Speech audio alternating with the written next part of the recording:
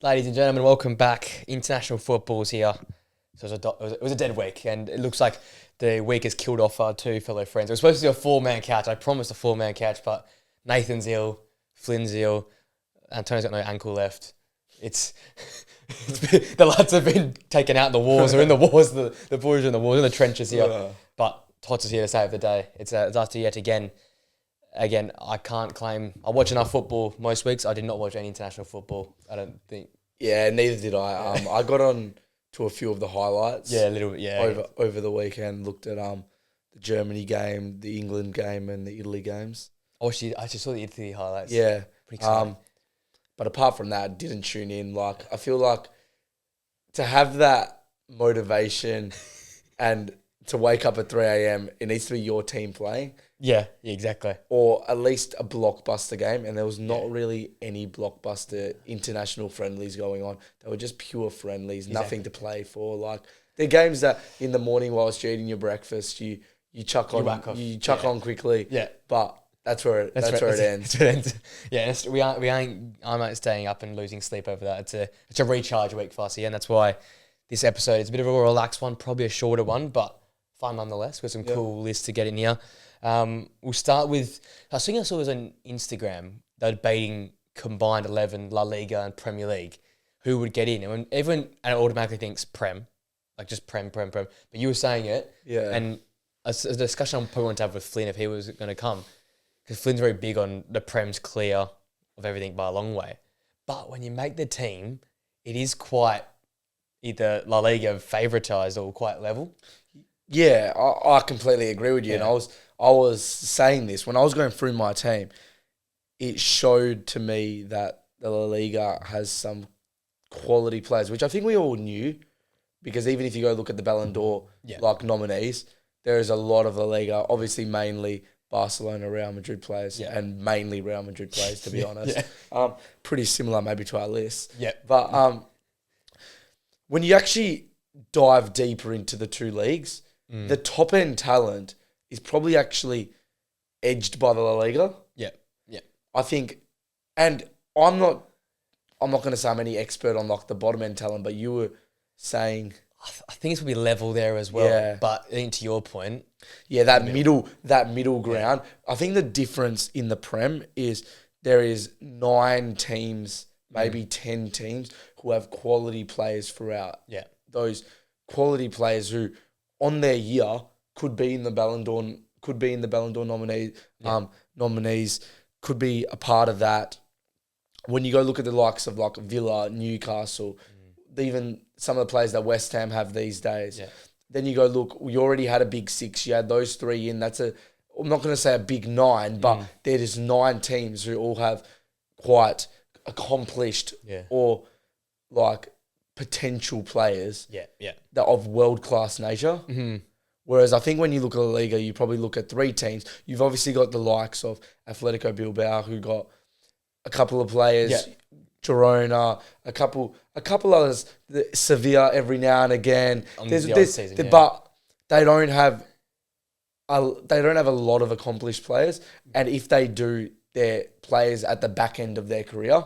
Yeah. When you go look at like the likes of like Sevilla in the last couple of years, they might have the likes of Rakitic coming back to them after he leaves Barcelona, but that's when he's at the Ramos, even another example. But that's at their end of their career. When you go look at the likes of Villa, for example, they don't at the moment, but they had Douglas Luiz, who was. You go look at, they got Ollie Watkins. Their centre backs are quite accomplished now. You go look at throughout the different. Throughout the positions, you go do the same with, like you mentioned before, Anthony Gordon. Yeah, Gordon. Isaac. Yeah. Bruno Guimaraes. Yeah. Those type of players. When you go look at West Ham, there's like Paqueta there. Yeah. I think that's the difference. Don't get me wrong, the La Liga probably has those type of players if you dig deeper into it, but there's not as many of them. I think that middle tier, like the drop-off between the best and the next caliber of players in the Premier League probably just isn't as much. Whereas there's probably a bigger drop-off when you look at the likes in the La Liga, when you go look at the likes of the Barcelona and Real Madrid players who are like VINI and Valverde and Tchouaméni and Rudiger and Mbappe and Rodrigo and Yamal and Rafinha, like then the drop off under that. It's a big, Yeah. it's a gap. Because that's the thing with the Real Madrid, with the La Liga ladder. Even look at it now, it's like Barcelona, Real, Yeah. and there's like a 4-point gap, and we're 8 games in. Like you've got to be closer than that. So yeah, I would agree with that. Like watchability, the Prem Wes gets it. It was entitled for a Flynn being here because I still sit and say I think La Liga is still really, really solid. It's obviously not as good as it was when like Messi and Ronaldo were there, but I think it's still a league that if you look deep, there's a lot of good, talented players. But saying that, we sort of previewed our list going before the episode. It's a strong contention of a few teams, 2 teams in particular. But I wanted to make one more comment. I saw something the other day which was really, really interesting. So I think it was something like in the first like block Real Madrid versus Barcelona when the Galacticos were back in the day, Ronaldinho came through as a young Ronaldinho. Yeah. Okay. Real Madrid had that second bunch of players when they bought the Bales and stuff. And I know Messi was already on the thing, but then Barcelona came back at it again. Messi. And Real Madrid have gone again. Yeah. Got this semi-Galactico team for the 3rd time you'd say go in. Yeah, absolutely. And it seems like Barcelona is coming back up again. Every time the Galactico, they go spend this enormous amount of money, build this team that's just like, basically looks like it will wipe everyone off the floor in every possible competition. Barcelona just are producing gems out of nowhere. Like, you go look at their starting 11, Barcelona at the moment, it's all academy players. Yeah, La Masia's cooking. It is crazy, but it's been doing it for so long, but they just continually do it. You go look at the best Barcelona teams over the years. They've been all academy players coming through. Whereas Real Madrid have done like the big purchases they do probably every 5. They always make little purchases here and there, but like you'd say this was a pretty monumental last 2 years, which was probably pretty similar to the Ronaldo 2 years when they had in that 2-year span. I think they had Modric, Bale, Ronaldo, Benzema, yeah. At least those 4. And then the time before that, when they had, in that team, they had R9, Beckham. Beckham came through. They had Figo when he did when they did that deal. That team was crazy. Yeah. They didn't achieve that team. They didn't achieve what they should have achieved.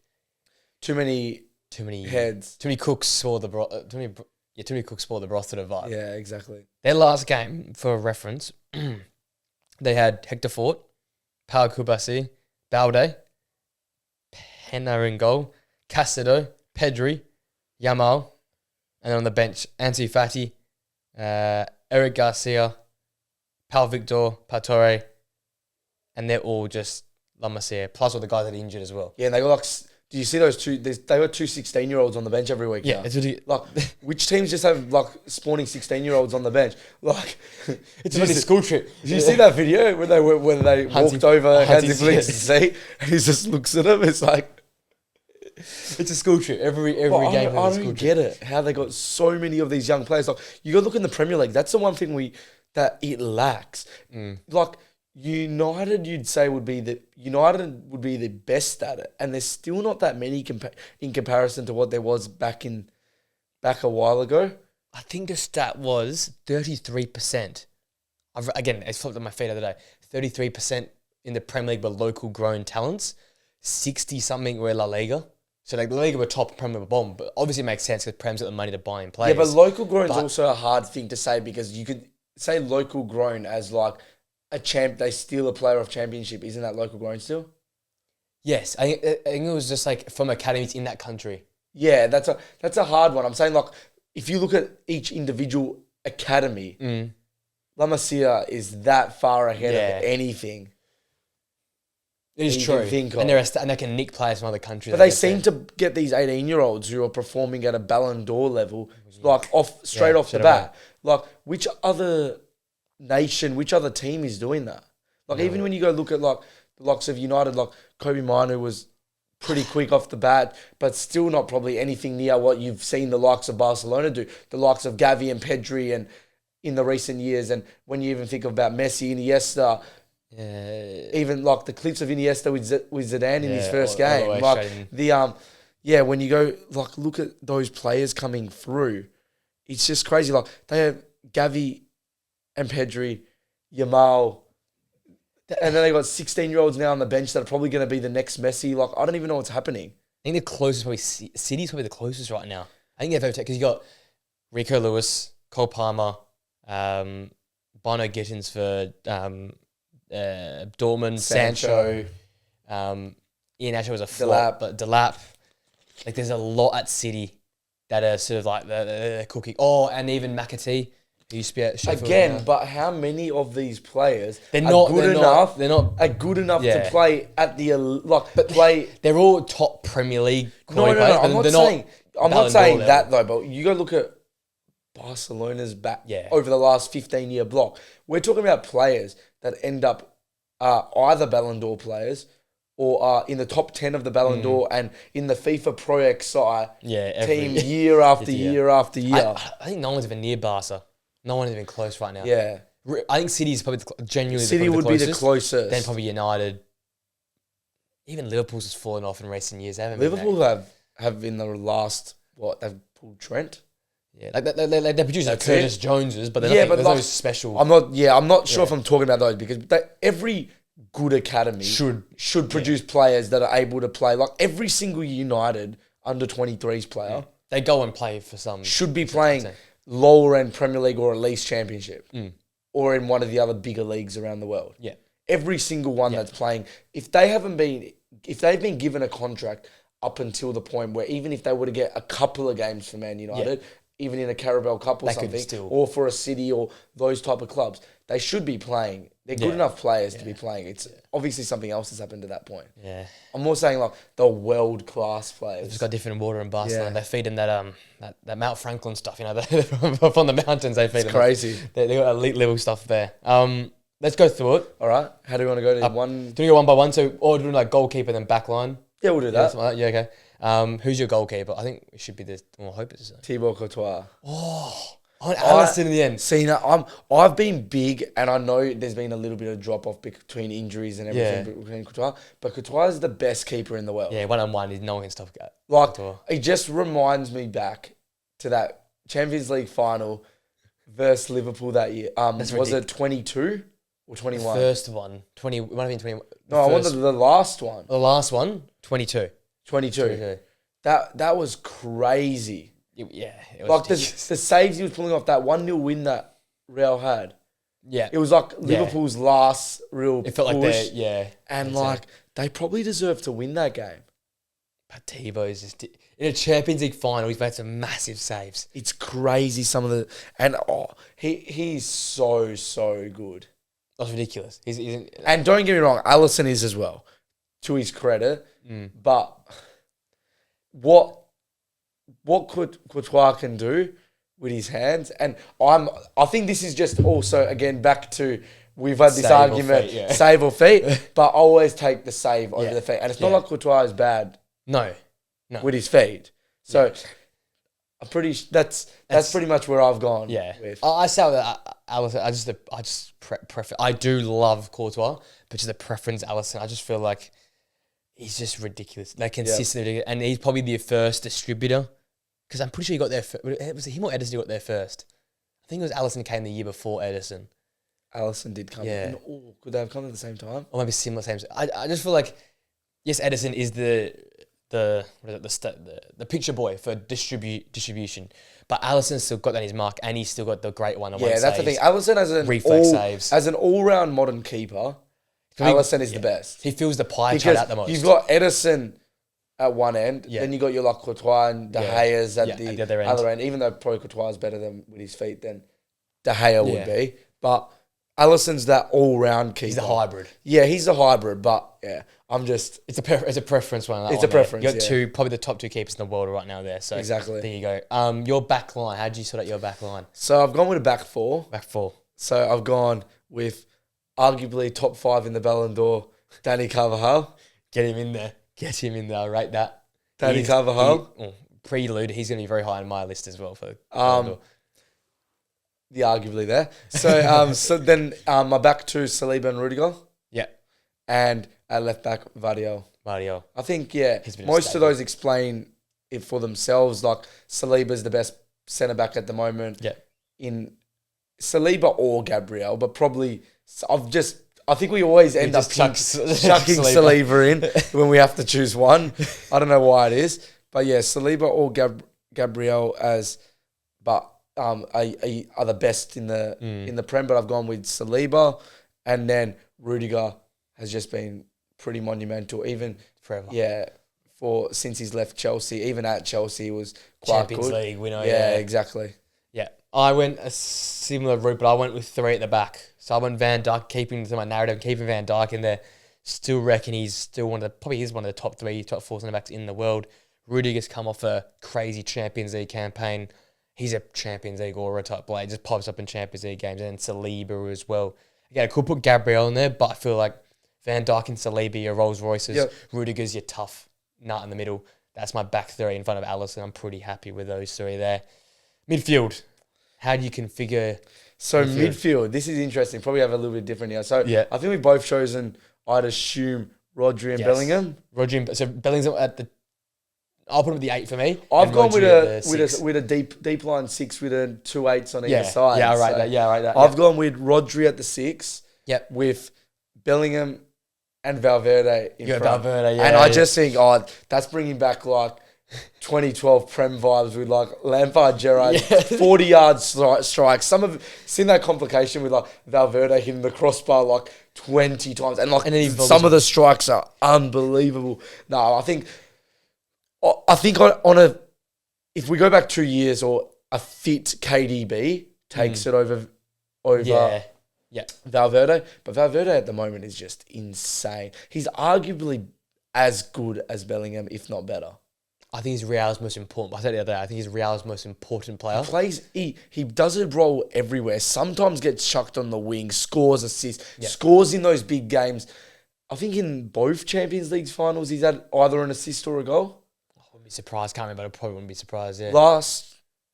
Last year, he definitely had a contribution, and he had that assist which nutmegged, I think Robbo. Yes, it nutmegged Robbo, I think. I have to look back at it, Champions League. In the 2022 one, I'm pretty sure he had the assist. He played on the right wing that game, and I'm pretty sure he had the assist for VINI. For VINI, yes.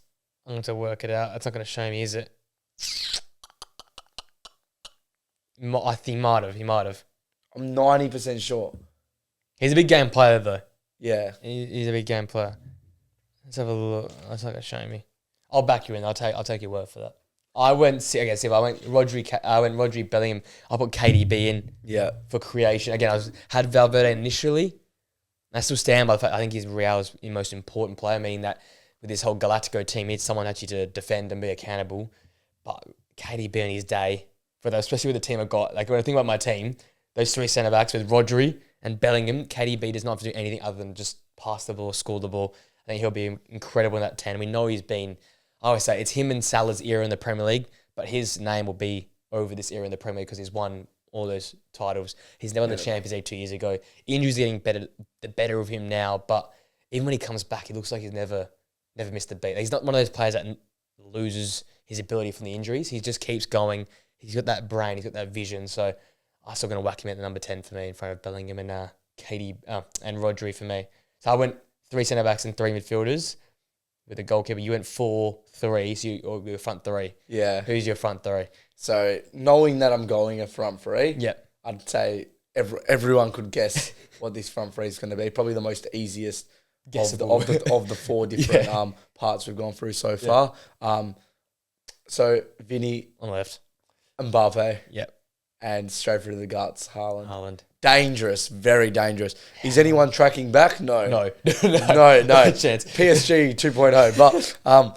But that's just dangerous. Where if as we said before, we cover how if you go look at the Ballon d'Or ratings, that's going to be to a lot of those players. Yeah, a lot of those players, and we know what Mbappe can do in big games, and VINI as well, and Haaland. This season's Haaland is even. Yeah, I'm not sure about his big games, but.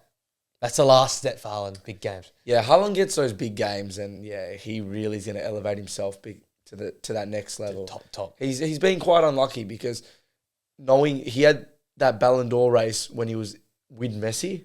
Yeah, no. When Messi, You can't. yeah, and whether you want to argue or not, it was still a pretty decent, like, I would say battle there.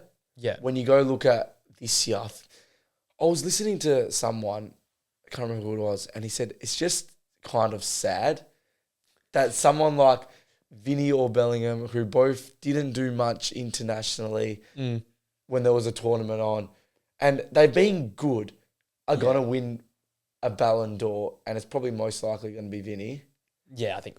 See, I'd have more in me going Rodri wins it, because you go look at the past, the fact that like Iniesta, Xavi, when you even go like Ribéry that year, Neymar, Suarez, Lewa, don't have a Ballon d'Or under their name. And then that, because of that era of Messi and Ronaldo. Yeah, man. Imagine if they had one, you only with one Ballon d'Or in your life. Like how crazy with some of the, because we'd have Iniesta Ballon d'Ors, we'd have Ribéry Ballon d'Ors. Yeah. We have a Lewandowski one in that before that COVID year. Like it would be. Yeah, it's just I don't feel comfortable with Vinny or Bellingham winning it. I just don't think their season was good enough. At least with Rodri, I go, in the past, Rodri wouldn't have won it. Yeah. But Rodri has been the best in that position that I can even think of, probably bar Busquets, and even with Busquets, because he's actually got the attacking output, Rodri as well. So even with Busquets, that I can think of in the last 15, 20 years. Yeah. So at least he's mastered his position. Like I can name 20, 30 players, and I know it's obviously luck of that year. It's no different to a Brownlow, for example, when you go see the likes of like Ollie Wines winning it that year. But it's obviously that year, but yeah, it's very unfortunate that we're talking about players that were consistently for 5 to 10 year periods, probably through that whole period better than the contenders for this year.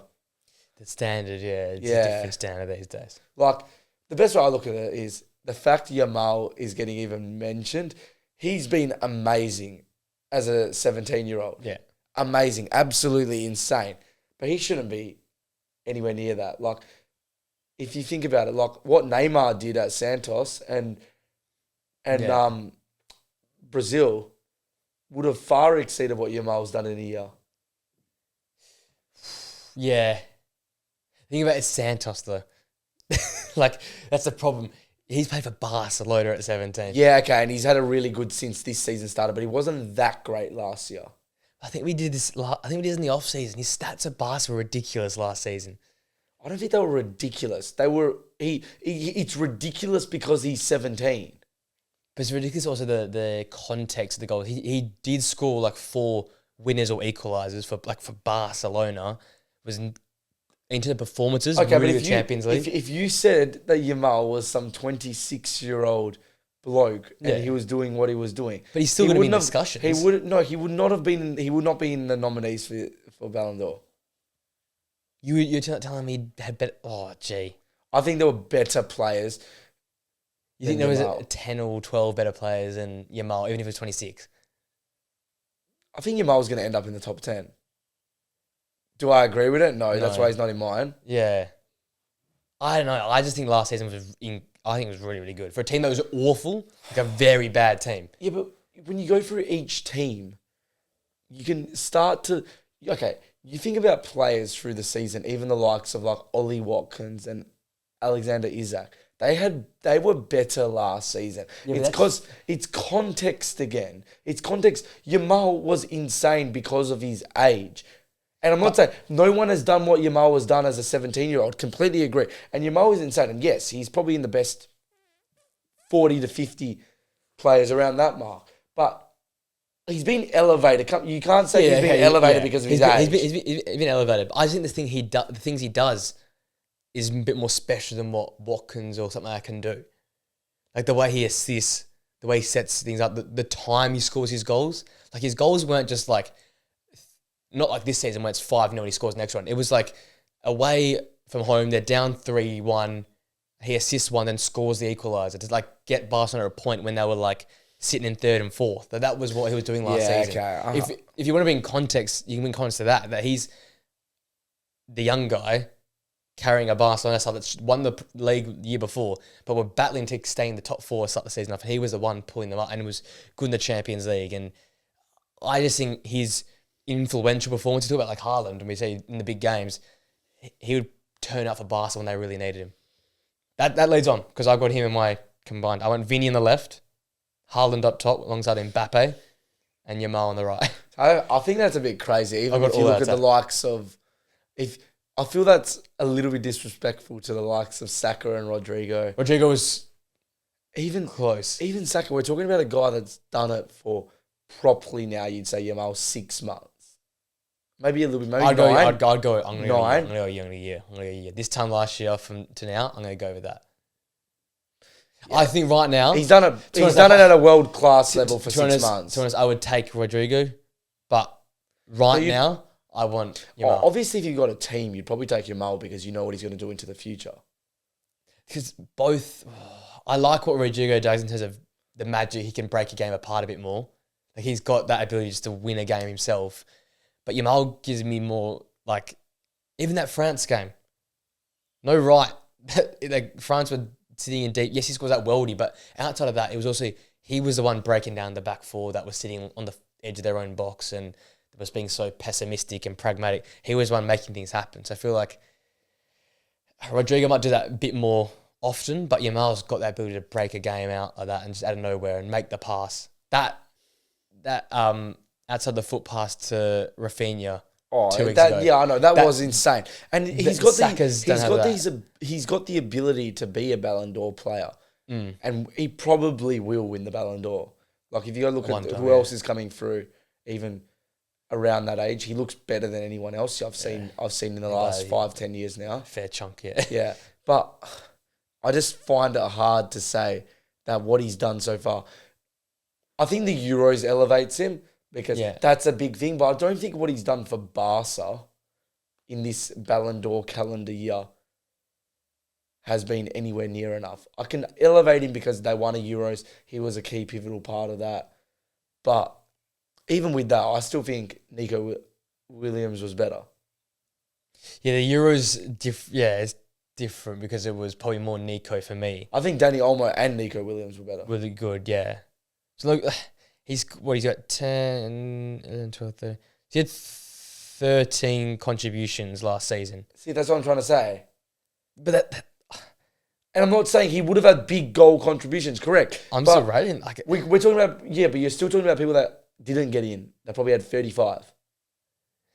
But then the whole Ollie Watkins thing and stuff, I'm not rating that because I don't think that's... You don't want to talk about context. That puts them back further behind Yamal for me.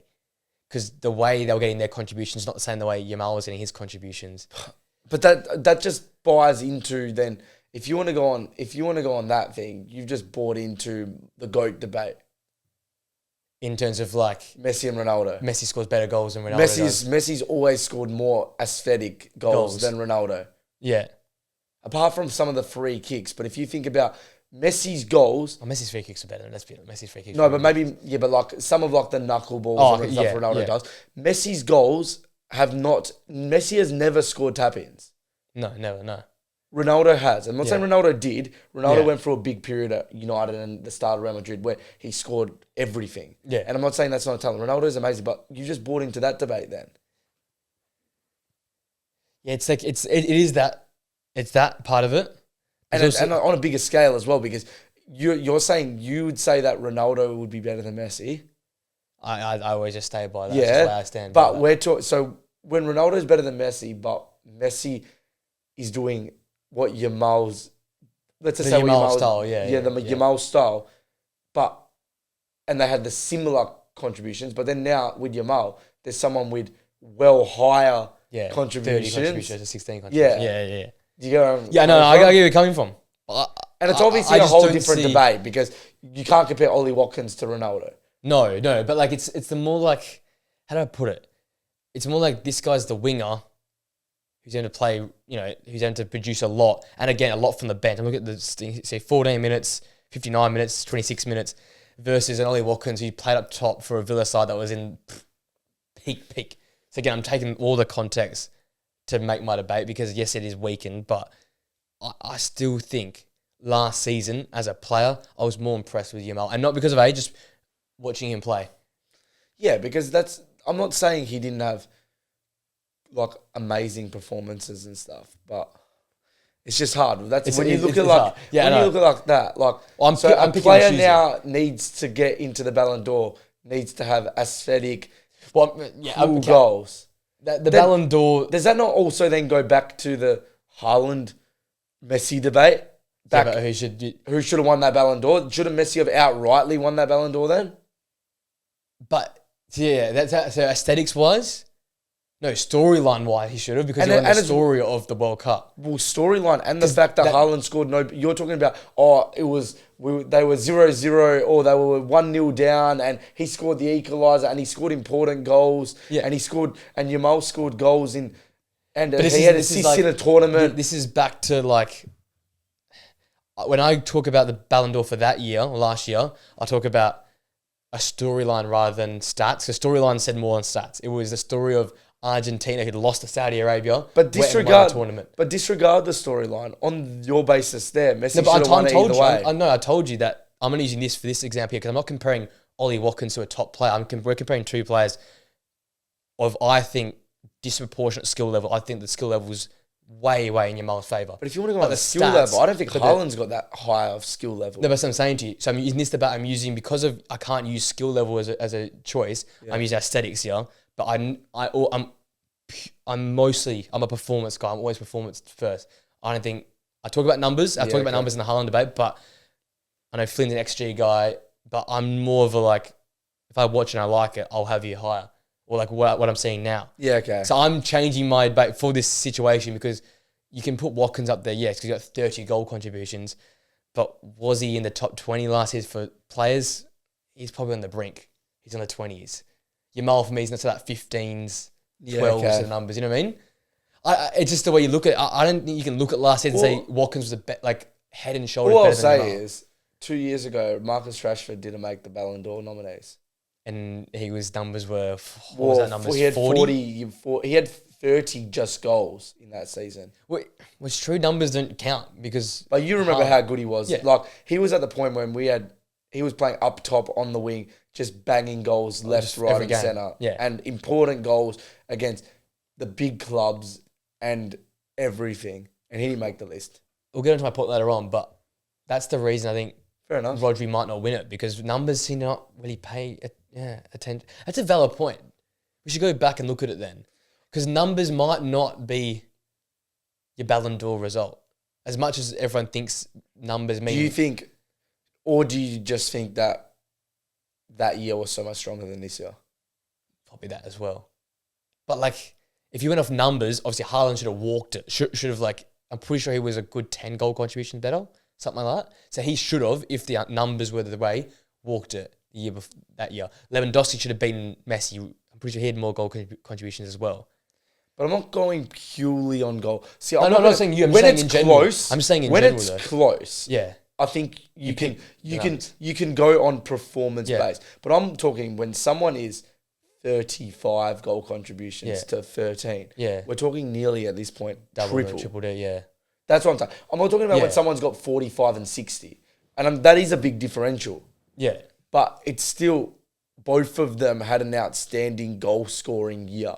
So now we're picking it on performance. But someone and you're also comparing it to. I understand Yamal isn't purely because he plays on the wing and what he does creatively and stuff. He isn't purely goals. He isn't purely even assists. Yeah, but it's a bit of a hard. That thing goes back into another whole debate. Well, the Ryan Giggs debate.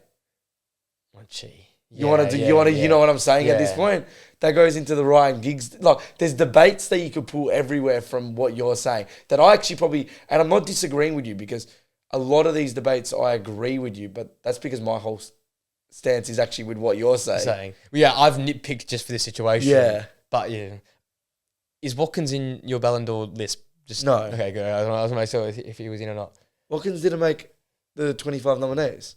Yeah, no, I thought you brought up Watkins saying because you wanted to get him in there somehow. I chose my 10 purely off the nominees. Okay, I thought you put him in something. That's fair enough. That's valid. Let's quickly talk about some other things before we get into our top 10. Paul Pogba. Yeah, so coming back. Pog back. Is it March? I think it's March or end of Feb, something like that. He's back. Okay, yeah. Where does he land? I don't know. Because there's one club that I feel like he'd fit perfectly to a T, and that's Marseille. Because a bit of a different one though. There's rumours linking him back to France. PSG already got a stacked midfield. He can probably still get in, to be honest. He's that good on his day, but on his day, yeah. Marseille or his Barcelona. But I feel like he's coming back with something to prove. Yeah, and I don't know if he wants to. He'd want that big club move. However, I think that he probably needs to semi-prove himself get again. Some football back under the legs. And stuff for that. I'm not sure where. Like, if he goes to if he goes to any of these bigger clubs, I'm not sure if they really want him. Like, Juve ain't going to take him back. No, I think you have. I don't think that's why there's rumours about other places. Yeah, and like he'd obviously love to go to Real, but that's not going to happen because he's not good enough. And even if he was good enough, but where does he play in that Real team? He'd have to play in like the Tchouaméni role and be more defensively orientated, which he's not going to do. He's not good, and he's crap at that role. But he's not going to play anywhere further forward. Yeah, but he's just terrible at the role. Well, you saw United, he couldn't do it. Yeah. He needs to be at the 8 with a proper 6. With a proper number 6. I'd love to see him now with Agate behind him. Someone that's just like cleans everyone up. And he knows that he doesn't really need to defend. I wonder if like an AC or something that would take a punt on him. Just don't know if he goes there. Because AC and all Marseille is the obvious. It looks obvious because it's French, second best team. De Zerbi. Have a bit of questionable history with some of the players they picked up. Like, it sort of makes a bit of sense. I think Milan, because I think they're going to have a bit of problem with the coach and they need to keep him afloat. Marseille, does that like an Aston Villa potentially? Since they lost Douglas Luiz, they get someone like that in to be a rotation player. I think they would. However, I think they want to see him finish off the seat. But can they sign him in January? Is that what the I assume plan it'll be a pre-contract. Yeah, I think they'd want to see him finish off that season. But then I feel like as well, is he going to go do 3 months and leave? Yeah. Like, that's... Unless they sign him and loan him. Some club gave him that opportunity again. You can't just leave after 3 months. Yeah, it's a bit shit, yeah. And then he's starting to get on as well. So if he does 18 months somewhere, he's starting to get on. Imagine if Jose signs him at Galatasaray with Fred. Yo, I wouldn't rule it out. I would be surprised if that happened. Jose back. If he doesn't have an offer from another club, I think it definitely will happen. He's got Fred and Amrabat running around at the moment. Well, he could be the number 10. He could be back to Pogba and Juventus. I'm telling you right now, if United are favourites for that game, go put all your money on Galatasaray. I'm dead serious. I don't see one world where United beat Galatasaray with Mourinho, with Fred, Amrabat. They literally, his tactics are going to be the like Messi, Ronaldo tactics back in the day, where they were literally going out there with guns on Messi, just shooting everyone, snap everyone. Mate, Ugarte's going to lose a leg. Ugarte's leg will be in half. Fred will snap him. Bro, Fred and McTominay were both played as a 6. And number one, Fred was an 8/10 back in the day at Shakhtar. And was good as an 8/10. Yeah. We play him as a 6. Yeah. Same with McTominay. McTominay's that bombing on. Look what he's doing for Napoli. Yeah. At the 10, incredible. Yeah. Oh, enough of bringing up United again like I do every... It's sad. The more you think about it, the sadder it is. That's the so it's a lot to... Because he could go to Saudi. Because Saudi... Napoli. Conte would make him work hard. That's the thing. Would he actually work hard under Conte? You have to be a hard worker. I feel like he would work hard. I think it just depends. Him and Lukaku's a good we saw at United, that's a good combination. Very good. But then where does McTominay play now? Yeah, he kind of plays that McTominay role. He plays the McTominay role. Bro, McTominay winning a Serie A. I can see it happening. But Napoli would do it. Conte wins. Yeah, I know. Conte wins titles. Napoli are top for a reason. They got only 2-point gap already. Lukaku, great form. McTominay, good form. David Neres, too busy being stoned. He's back playing football again. It's like... I said it. I said that they're my dark horse. And you know what? I reckon they might come through. I agree. McTominay winning a title, Fred winning a title. Who would have thought in the same season? They're going to win Europa League. They got a stacked team. They got a good Europa League team. They got Osimhen as well, just randomly running around. And Jose loves those European. He loves this shit. Quickly before we get into our Ballon d'Or top 10, I just want to talk about the injuries that are happening. Yep. It's getting crazy. So, like, for the big season-ending ones, obviously, Rodri, Carvajal, Bremer from Juventus, which hurts their season, Ter Stegen. Then you got, like, Alisson and Courtois. Talk about those two keepers. They're both getting injured now, like you said a few weeks with Alisson, like getting injured, like, 2 times a year.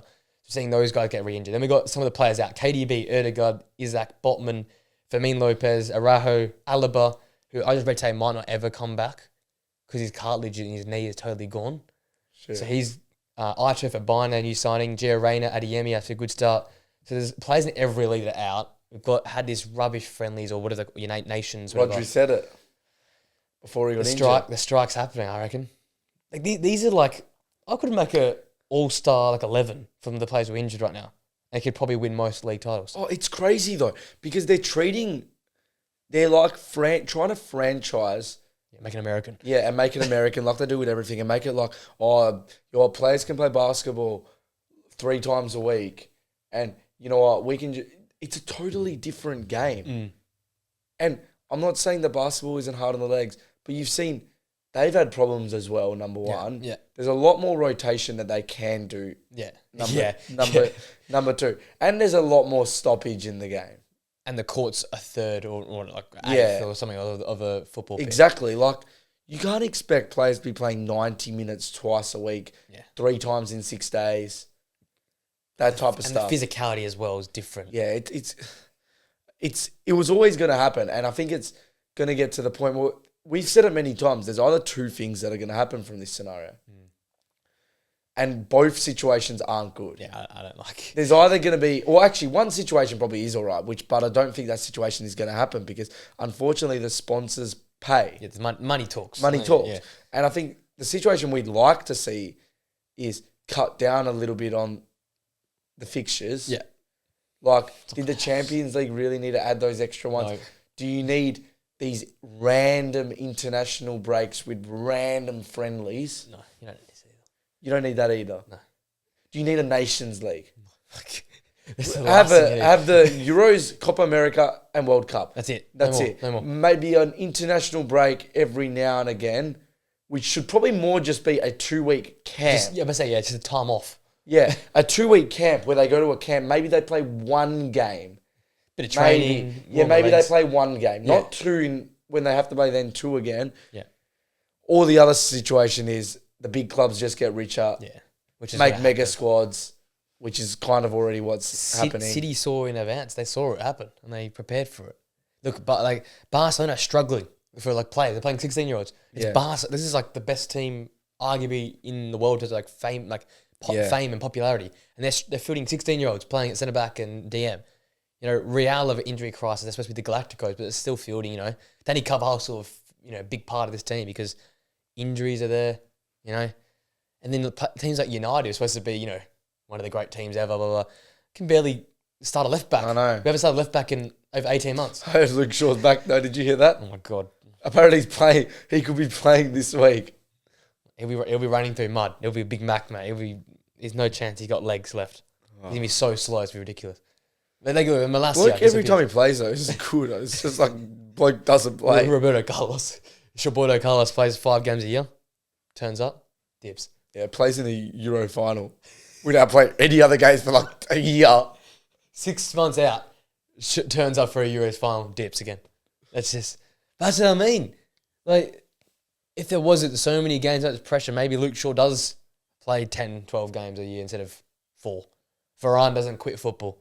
Like, it's just like, it's gotten to a point where, we obviously want the games to slow. And even pre-season, why are we going to America? Play at Old Trafford or play at Anfield. I think that's a little bit different because most of the time when they go, they play 30 minutes here. I think that's... I know, but what's the need of travel? You know what I mean? You're trying to protect the players, protect the legs.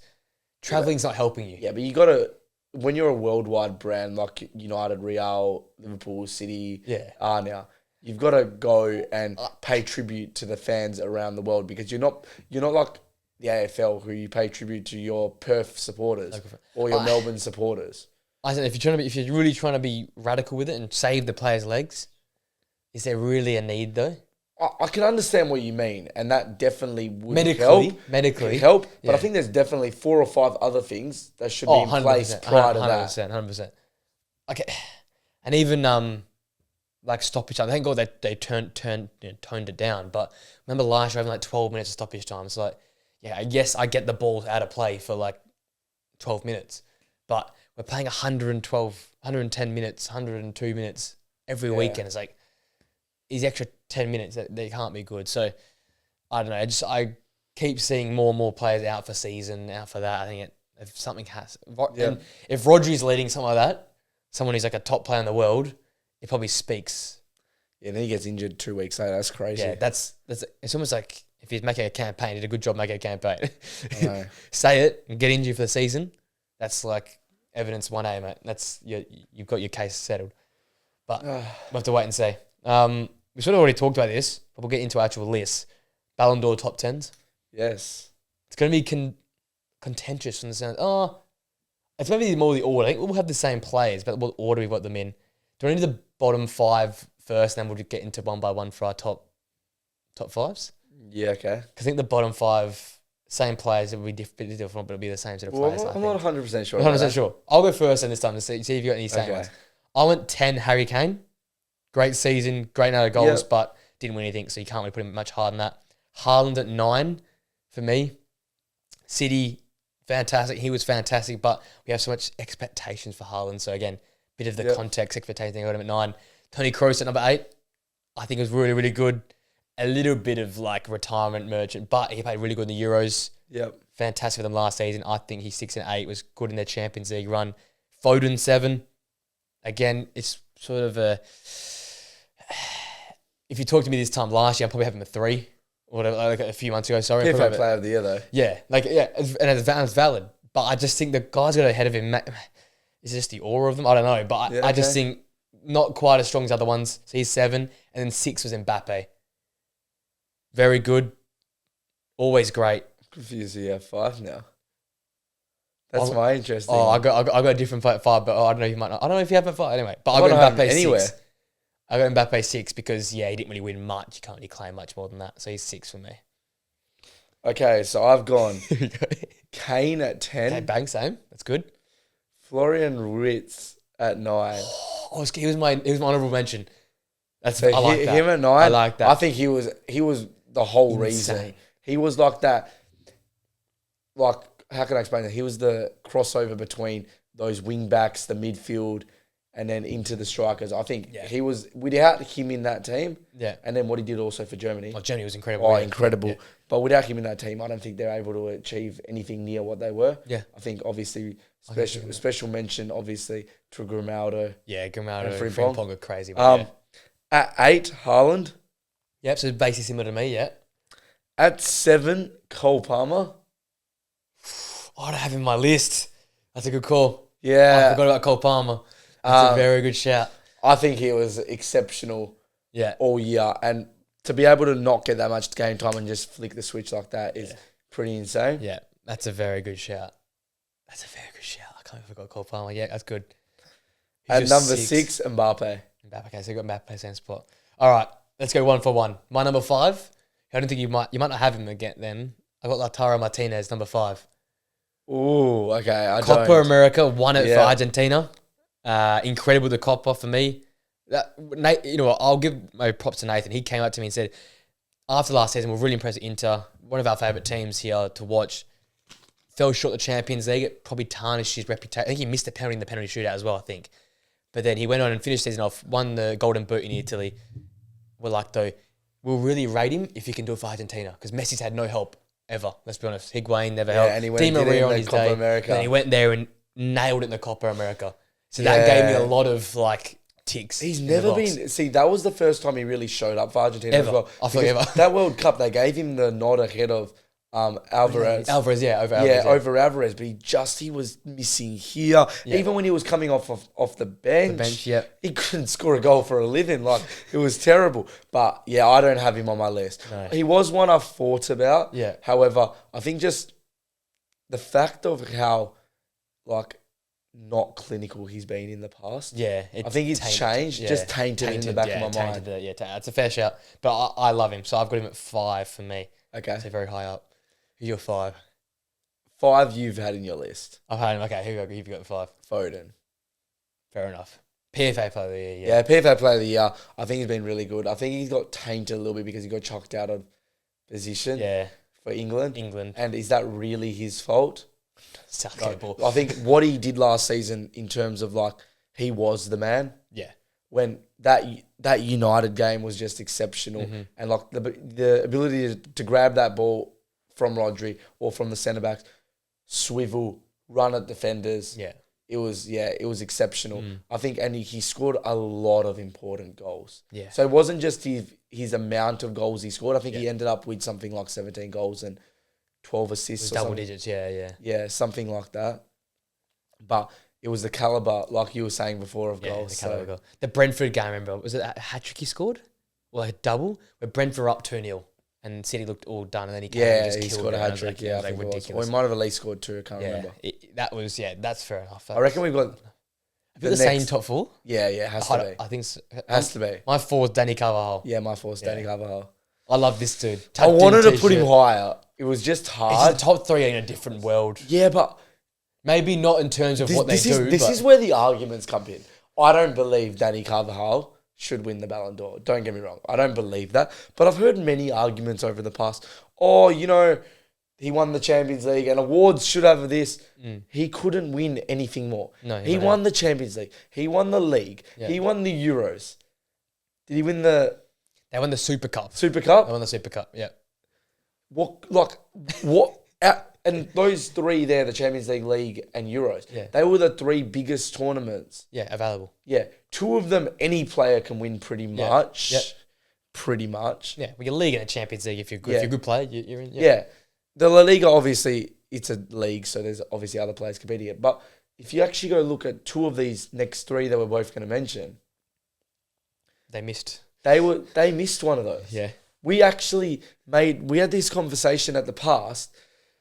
We said VINI or Bellingham win it if they go win the Euros or the Copa America, and both of them didn't just go out. They were quite poor. Yeah, they were poor. I didn't think Bellingham was that good. Like he scored that good goal to save them against, who was it, Slovenia? It's something like that. I don't know, Slovakian. Scored that good goal. I don't even know what happens to VINI at Brazil duty. VINI at Brazil duty is genuinely atrocious. Yeah. Which makes me go back, like, Neymar carried that team, got abused, but VINI doesn't get any real bad slate from the Brazilian fans. Neymar got abused from them. And bloke was hitting numbers for the national team better than Messi and Ronaldo. Yeah. At his peak, like early 20s Neymar. Even that last World Cup, that goal he scored against Croatia... Yeah, it was ridiculous. To bring him to a penalty shootout. Like, bloke's just gone swiveling through people. And that he was injury prone at that point in time. He'd come back from an injury in that World Cup, but going off topic again. But Danny Carvajal, it's an interesting one because you've heard so many when VVD should have won it. Oh, but he won the Champions League. Yeah. And you've heard always, this person did this. This person did that. The trophies. But then trophies now... It's like... Again, this is sort of back to my point, though. We use it when we want to use it. That's what I'm saying. We use goals when we use goals, which I might be using. They just want to jump on to whatever they can use at that point in time. It's like, when it suits them, they'll use that argument. Well, to come back to my previous point, in terms of big games, I don't know if there's any better player in a big game than Danny Carvajal. Like, seriously, back at that Champions League run... That was inspirational shit. Like him and Vazquez, probably 2 of the most. What's the Spanish word for Brexit? Like the whatever Spanish word for Brexit is. Whoever, they were doing the job. Forget Bellingham. Forget Kroos and Modric. They just were good, but it was those 2 that were in the big moments, crossing the ball in or getting towards a goal. Hossley was scoring the goals for God's sake. So it was like, and yes, that's a part of Real Madrid. It's a team mentality, but it always feels like Carvajal was the heartbeat. And to him and to what Rodri does well. It's upsetting now they're both injured, but they're always available. Like in the last Ballon d'Or period, because Ballon d'Or's in a few weeks' time now. In this block of time, they probably missed the least amount of games because they're always there. They always play for country, for club in every tournament. They're always available. So it's like that plays in his, but he's not a Bellingham name. He's not a VINI name. He's not a Rodri name. He hasn't got that pizzazz to his name. That's the only reason he falls short. Yeah, I don't know. And number 3 now. Who'd you got? 3? VINI. See, I went Bellingham. Oh, see. You know where I'm going with my list. You know. Yeah, I know where you're going. And, see, for me, Vinny, he had an exceptional Champions League period. But apart from that, he wasn't as good in the league as he was the year prior. Yeah, I'll pay that, yeah. And he just flops for Brazil. And it's not that he wasn't good. It wasn't that he didn't win it. He flops. And it's like, I know it's the Champions League, and that's arguably the biggest tournament that you can win. And he performed, and he continually performs for them. But I don't know. It just doesn't feel right for me that Vinny should win it. Is it me just going, I don't think it feels right? Probably a little bit of that. Yeah. But when you go look at I try to compare it to past players, and I go, he just didn't do enough in what we think of really even to be in the top 3 of a Ballon d'Or conversation, in my opinion. He's in the top 3, I think, because there's, even when you look at it, with Dani Carvajal, when you go think of probably the years Dani Alves had back in the past and stuff like that. Near the top. Dani Alves ain't getting anywhere near that. We're putting Carvajal at 4th. We're in the change of the guard. We're in a different... Yeah, there's a lack of quality, and I don't want to say it, but there is. There's a lack of quality. Next year's one, I think, will be good, or maybe in 2 years' time. When you got Yamal, when you got Wirtz, when you got Musiala, when you got. But I still don't think they hit the straps. Well, and hit the hypes of what we saw. But I think you can never that World 11. We ain't getting a World 11 like that for a long, long time. You're talking about Neuer, PK, Ramos. That was just insane. Players coming out of everywhere. When you had Philipp Lahm and you had Boateng at his peak, and then you had Puyol and PK and Ramos and Pepe. It was just the peak of Classico. Have we had a Classico like that ever? Both Real Madrid and Barcelona's midfield, any single one of those players from that period, probably bar maybe Casemiro. Yeah. Because Casemiro was good, but not at that level. I'm thinking more the 2010s era as well, like when you got peak... Like Iniesta, when you got peak. Yeah. Any one of those players wins the Ballon d'Or this year. Every one of their seasons between 2010 and 2016. Yeah. And that's probably their back end for Barca. It's probably the best for Real, but back end for Barca. I think you're right. Even a Dani Alves Marcelo type might even get close in a year like this. But it's because Marcelo probably wins it. We're just changing the guard. But it just feels so wrong. I don't know how to explain it. It just feels wrong to me. We've grown up on this. We've been blessed growing up on this. I don't think we'll get anything like that for a long time. But we grew up on it, but the previous generation grew up on it as well. Go think about even the early 2000s. But I feel like everyone grew up on it and it's just died. But when you think about early 2000s, it's like the one-offs, I feel like, though. It's the Kakas. It's the R9s. I don't think it's the one-offs, though. Yes, they were good, but they were never near that. We're talking about Ronaldo and Messi being at the same level for 16 years. Disregard Ronaldo and Messi. But Iniesta, Busquets, Modric... They've been at the best for how many years now? Yeah, but think about all the players that rolled through the early 2000s. Yeah, that's what I'm saying. They rolled through. They weren't there the whole time. But they were still there and they were still elite. They were different caliber players. Well, you'd put Vinny on the Vinny on the list of when you had Kaká and Ronaldinho and you had Figo during that point and Beckham. I'm not putting him R9, Cannavaro, even like Del Piero. Baggio. I'm going over Del Piero and Baggio. I'm not going to Kaká level. But I'm like... You put Vinny over Del Piero and Baggio. I would put... Oh, maybe not... no, over Del Piero definitely, but not over maybe Baggio. Over Del Piero, I'm having him high. That's just why I see him as a player. I see him as a player like that level. But when you think about Schneider, you think about Kaká, you think about Owen, you think about these players, yes, they're great. And their careers are... I'm not trying to undermine their careers, but it's not like where Iniesta and Busquets... there's no consistency. There was these incredible seasons, which deserved Ballon d'Ors. But there wasn't For Owen, yes, but Snyder never won a Ballon d'Or. But Snyder was always amongst that. He was in that sort of pack. He was amongst it for a year. Yeah, but that level of player was the 2000s, right? You think of 2000... You can't not forget about Schneider, think about 2000 football. Wesley Sneijder was a part of that 2000s era. Yeah. Same as Vinny you just think about is a part of the 2020s era. I don't know, the caliber of players. Is that nostalgia tax, though? I think it's nostalgia tax. Don't get me wrong, I agree with you for the last 15 years. Go look at the Euro final. Of 08? Which one? No. Go look at the Euro final that we just watched. This year? Yeah. You're talking about the Spain team? Both teams. I just think there was a lack of when you Well, go England, obviously, I don't rate. go look at like go look at the '06 Italy France game when you had the Germany team as well that year, and then you go look at all the Spanish Euros wins. Yeah, the Spanish Euros wins are ridiculous. I'm not going to try and fight that. Even fight. France 18. Yeah, France 18 was a lot of squad. That's Matuidi, Umtiti.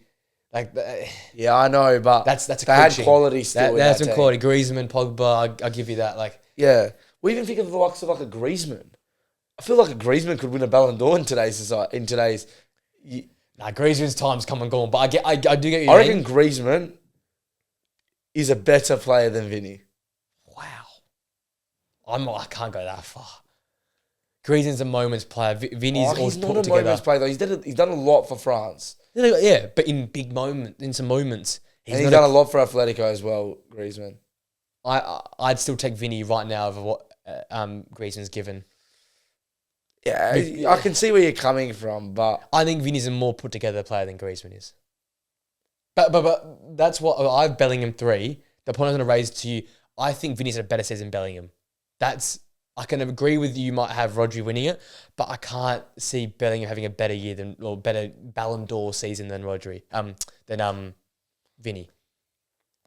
I think Vinny put together Bellingham's start he was like $1 favourite come I don't know. I don't know if I agree. I think it is very close between them two for second and third, in my opinion. Okay. I think his shoulder did him in. Come December, I don't think we saw the same type of Bellingham performance for the rest of the Ballon d'Or season. I just bring it back to that Classico performance that he pulled out. It was great. And like, it was great. Even some other, he was so good though. And I know it was the start of the season, but is it just that Vinny had a better back end? But where was Vinny at the start of the season? That thing with Vinny, his league season was like a slow burner. It was 16 goals or whatever it was. Like it was a consistent. It was a better version for me of Yamal's season. It was constantly involved. As the year went on, he got better and better. But it was his his Champions League. It was his Champions League, and that's it. As I said, if Vinny had gone and done perform for Brazil, yeah. But this is like Bellingham in England as well. I almost think it's impossible to perform in that Brazil or the England team. Has anyone really shone for Brazil in the last, other than for Neymar in the last 10 years? Neymar did it. If you're gonna, Neymar never even won a Ballon d'Or. Neymar never even won a Ballon d'Or. Yeah, because he had Messi and Ronaldo. Yeah, okay. It's back to our original point. We come back to the same point. Of course he didn't win a Ballon d'Or. He was third for 3 years in a row, was he not? Behind Messi and Ronaldo. And Suarez came in there. You put Neymar seasons now, yes, he walks it. I don't know. Say it? I'll say it. He walks it. Yeah, obviously. But I still think Vinny had a better season than Bellingham. I think there's definitely an argument for that. The highlights of Bellingham, obviously a 10 times. He bicycle kicked I don't think it's outright though. I think there's an argument for it, but I don't know. Vinny's, at least Bellingham. Okay, I'm not saying he performed amazingly, but he performed to a good level for England. He was still influential. Yeah, because he got a bicycle kick. Yeah, but he's still good level. He was still influential. He's still... Yeah, no. As much as he is, like, I only watched a little bit of the Copper because I was shattered from the nights before, but when I did watch Brazil, I had to turn it off. Like, it's awful football. Like, some of the football they play is rubbish. And going to Copper, that everyone goes in to try and snap every Brazil players that's the way they get at the Brazilian team. Argentinians, they're better than that. They can fight through it. But the Brazilians sort of, you have a target on your back. Yeah, and I'm not trying to I'm making excuses, but I'm not trying to downplay what, Bellingham and all the other international, the Rodris did. But I didn't go in expecting much for Brazil. I remember even we said this here. You said he needs to win it. And I said, if he can just perform well, make it. I think I said semi. But he didn't do either. I know. But I already came in not knowing, giving much chance. I said to Bellingham, you have to do a lot to impress me. England went far, but he didn't do a lot. So, in the end of the day, that's the way I see it. I don't know. You calling Vinny ahead of some of these past players is crazy. Better player than Del Piero is crazy. I think he's better player than Del Piero. That's just where I'm sitting at. That could age like milk, but I'm sitting on that. That's crazy. I'm trying to think of any other players I can think of. It's all better than Cannavaro though. Cannavaro is different. Was he better than Thierry Henry? No, not Thierry Henry. Okay, he wasn't. Saying that, Thierry Henry was only good for Arsenal. If Vinny can do it in a different league now than it was back then, but Thierry Henry did not do it in La Liga. He struggled at Barca big time. He couldn't perform with big players around him. He had to be the guy. Was he? Would you say Totti was better than Del Piero? Yes. Oh no, Del Piero. Okay. I was trying to think of other players. But Totti had some good moments. Yeah. But Del Piero was all better. That's my point with Vinny. I think he's a better put together player than Del Piero. That might be an awful shout.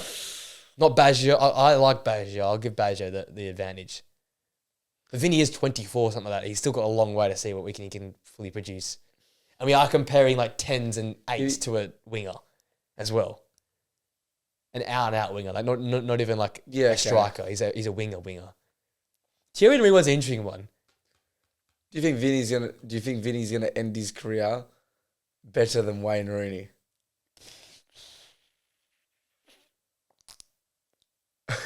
I've hit you there. That's a tough one. Yeah, I'll stick by my gut. I'm going to back him in. Yes, it's going to be a lot. It's going to have to happen. Oh, but that's mad. He might have to get international tournament then. He's going to have to win something with Brazil to do that. I don't know. It's going to take a lot. That's mad. I don't know. Yeah. So we are on our waffle era today. So it means your winner is Rodri, right? Yeah, Rodri. And our winner is Vinny. See, when I look at it and I compare it to the other two, Bellingham, good at the start of the season. Yeah. Vinny, good in the Champions League. Rodri was good everywhere. That's why he wins the Ballon d'Or. Yeah. And he might not win it, but that's why he should. He was good the whole season. And it's not... Okay, if Vinny or Bellingham had a patch that won something, like a significant tournament, and Vinny did to a degree, but I still don't think it was of that caliber, like a Messi in the past or like something like that, then yes, because that can carry it. But you can't say Vinny's Champions League was like a Messi World Cup. No. You can't say that. You can't, yeah. Yeah. And then you can't say Bellingham's patch, whereas so then Rodri, and as well, a World Cup is also a lot more influential than a Champions League. Yeah, that's probably the point as well. Yeah, but you can't say then that Rodri was good everywhere. You put him in a Spain shirt, he was influential. Yeah. I think even the back end of that year, you had that Nations League. Yeah, they won that trophy at some point recently. Yeah. Yeah. At that point recently, and he was scored in the final of that. It is back to that point. Remember, he was so influential for City. Yeah, I said it last week. When did I say it? A few weeks ago. I said, like, right now, he's probably the best player. Rodri is literally, before he got injured, I was like, oh, he's probably the best player. But I love Rodri. Everyone thinks of Rodri as this really solid, but he's a 1-2 touch scorer. But he can to finish. I've said this so many times. 8 goals and 9 assists in the Premier League, scoring important games throughout for Spain, scoring important games for City. He just does it for a living. And as much as it doesn't count, I think it would to a degree in people's minds. His 24 months has been better than anyone else's. No one's even close to his 24 months. Yeah. That's the thing as well. The Euros really does. Do you think? Okay, was your list who you think should win it, or who was it? This is my heart list. Your heart list. This is my heart list. So you think that I want an emotion. Vinny, had a better season than Rodri? Yeah, without thinking about it, just using heart, using moments. I know that's tough. And maybe because I've had him at 1 for a long time though. I had him 1 probably since February, I think. Yeah. So it's a bit of like, let me die on this hill. Like, let's say like Van Dijk thing. I'm going to die on this hill here. I still reckon it's, and again, if Rodri hadn't won the Euros, I think it doesn't become much of a debate because... But it's huge. Yeah, he won the Euros and he was influential. Yeah, I know, but this is because we go back to the Vinny and Brazil thing. Because Brazil was so bad and But Spain weren't even a favourite. That's what I'm saying. Because he performed with Spain and Brazil didn't perform. That's what, for me, if you didn't have an international tournament, I think Vinicius makes it quite easily. But we did. I know. But this is like the Messi and Haaland thing. Haaland isn't in the World Cup. Messi was in the World Cup. But that's a whole... And that's why that debate like favours Rodri in this regard. You know what I mean? So I'm trying to fight an uphill battle because I think all in all, his performances and what he could do, what his capacity to do with what he had there available, was him doing the best. But at least with Haaland, you go, he wasn't actually in the World Cup. Yeah, and I know, but I keep saying this Brazil team's awful. I can't watch them. I hate watching Brazil play. You can't tell me, and the bookies know what they're talking about and everything. You can't tell me that it's not easier to win a Copa America 100%. With Brazil 100%. than it is for you Spain, even before the tournament, knowing the coach and everything, just purely off individual brilliance. They literally failed to Uruguay, who Uruguay have actually got a decent team these days. But they haven't won in 5 games, Brazil. Yeah, I know, but they've got a decent team these days. But come on. I know. I don't rate Copa. 99% the Copa America, as you've said many times, is Brazil or Argentina. Is you've just got to have a one-off good game in a final. Yeah. No, I'll stand by that. But they're just not good. A Brazil team of any other iteration wins that tournament. This Copa was really bad. Let's be the Copa's talent was awful because Messi. Oh, Uruguay was really good. Araujo got injured in like the quarters, I think. Yeah, but Uruguay got a strong squad. Yeah, I think the talent to what we've seen in recent years was nowhere near the Copa what we were used to. Yeah, I could say that. Like even Colombia was using James like old magic. Yeah, but James was good in the Copa. He was good, yeah, but they were relying on a 32-year-old. Was he now? Oh, I don't know if they were relying or he just started playing good, and then it does look like. I don't know. No, but the last 2 Copas are better. I don't know if that's an argument though, because when VINI still got the ball, VINI at Real takes on those players, and it's his individual brilliance that gets him. That's the reason. Yeah, he's as a winger. You don't win a Ballon d'Or because you played in a team style. You see with City, you're not going to win a Ballon d'Or as a winger at City. No, because you played in some beautiful team style like that is amazing and all this kind of stuff. You win it because of individual brilliance. Yeah. If you think about every winger back that's won it, they are more goal-scoring striker wingers that cut in and do their own little dances and stuff. Is that why that Rodri shouldn't be? Because you got to have that individual. But you can't highlight Rodri. But we're talking about wingers. I know, but I'm saying going back to the original point. If I had to play devil's advocate, no, I get your point. Because I even say I don't know how to describe what Rodri does. I can't put into words other than always say Rodri is winning. But other than that, how do you put into words? No, I can understand what you're saying. All I'll say is I don't know if your argument just because Brazil are bad, but they've got the best players going around that they shouldn't have, and in his performances as well. So disregarding whether Brazil is bad, his performances as well. I think what can you do? What can you possibly do with the team it just collapses on each other? I don't know. It's a bit of a scapegoat. It is a scapegoat, but I sort of see validity in it because of how it's not like, and it's because it's Brazil. You see the 5-star. Yeah, okay, that's what I know. It's a whole different argument, but why and Argentina were a lot better and Messi was still performing at a lot better. Everyone bagging Argentina when they were when they were in a similar position, but actually with worse players around Messi. Yeah. Than what VINI does around him. Oh, are we gonna say that? I'm 100% gonna say that. Let's go. Look, they lost to Uruguay in penalties. Here's their team. Endrick, 17. Paqueta, Rafinha. He was injured for this game. Rodrigo, João Gomez, Bruno Guimaraes, Arana, Marquinhos, Militao. So Militao, I'll give. Alisson, I'll give. Rodrigo. You can't say Rafinha was good at that time. He hadn't hit the form yet. So I'm going with 3 players. You've got no real... And who you naming around Messi back in the day either? You're not going to name more than 3 either. Yeah, but it's the same level. But Messi still performed. And everyone bagged him. But Messi versus VINI. Come on, we're not going this... We're talking about Ballon d'Or debate. But it's back to the thing. Who else is... You know what I mean? I still think his performance on the year was worthy. Worthy, that's a good word. It's worthy of it. I don't know. I actually don't. I think they should scrap the Ballon d'Or. Revoke it. Revoke it. No one deserves to win this Ballon d'Or. So guys, we've had an hour podcast, an hour 10 of talking about this. The final result we got is no one deserves it. No one deserves it. Let's finish off with this then. Something we probably could agree on. One thing you'd change to save football right now. What do you change? Scrap FFP in the Premier League. Oh, really? So not in terms of so City should get banned because the rules are weird. Okay? I'm not saying that. I'm not saying City but I think it's a little bit crap how your signings are based off your winnings, not your winnings, your earnings. Sorry. Yeah, the profit and standard. Yeah, so how much you can sign is based off how much you earned through the year. Yeah, that's how it works. Yeah. So if you're like it's the reason why City committed way worse than what Everton committed, but Everton get the deductions because they would have made a tenth probably of their profits. That's valid. I get that part of it. Yeah, initially it sounds a bit rogue, but I get what you mean.